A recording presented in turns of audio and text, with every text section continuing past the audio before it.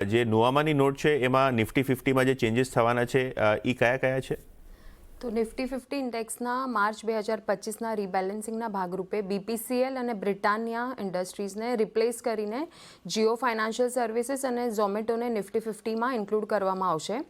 અનાઉન્સમેન્ટની શક્યતા છે second half of ફેબ્રુઆરીમાં, એટલે આ મંથના સેકન્ડ હાફમાં થવાની શક્યતા છે અનાઉન્સમેન્ટ, અને એડજસ્ટમેન્ટ થશે માર્ચ 27 2025માં, એટલે આ વર્ષમાં માર્ચ આવતા મહિનામાં 27 તારીખે. અને ઇનફ્લોઝ અને આઉટફ્લોઝ પર નજર કરીએ તો ઇનફ્લોઝમાં ઝોમેટોમાં નિફ્ટી 50 ઇન્ડેક્સમાં સમાવેશ કરવાથી $631 મિલિયન ટોટલ ઇનફ્લો આવવાની શક્યતા છે, અને જીઓ ફાઇનાન્શિયલ તરફથી $320 મિલિયન આવવાની શક્યતા છે. આઉટફ્લોઝની વાત કરીએ તો બીપીસીએલમાં $201 મિલિયન અને બ્રિટાનિયામાં $240 મિલિયન આઉટફ્લો થવાની શક્યતા છે.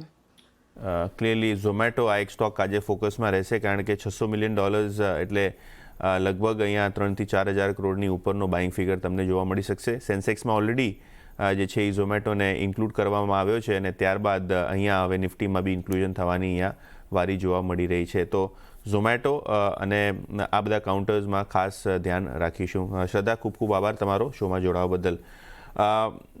સોમિલ, વાત કરીએ તો જે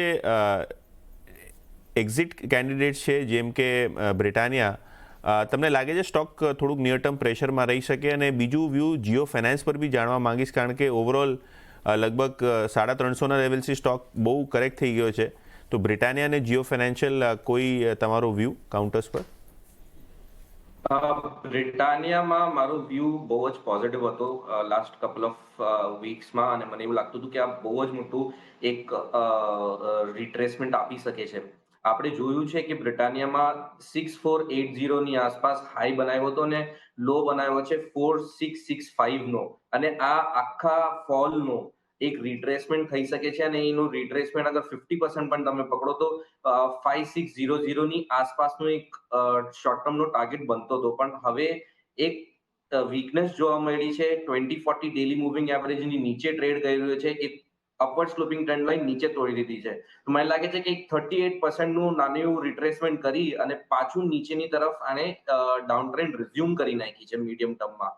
તો અહીંયા આપણે શોર્ટ્સ તો હું નહીં સજેસ્ટ કરું, પણ આને અવોઇડ કરવું જોઈએ ફોર બાઇંગ પર્પઝ. નીચેમાં મને લાગે છે કે પાછો જે લો બનાવ્યો તો 467ની આસપાસ, 4670ની આસપાસ, એ પાછો રિટેસ્ટ કરવા ડેફિનેટલી જઈ શકે છે. અને જીઓ ફાઇનાન્સમાં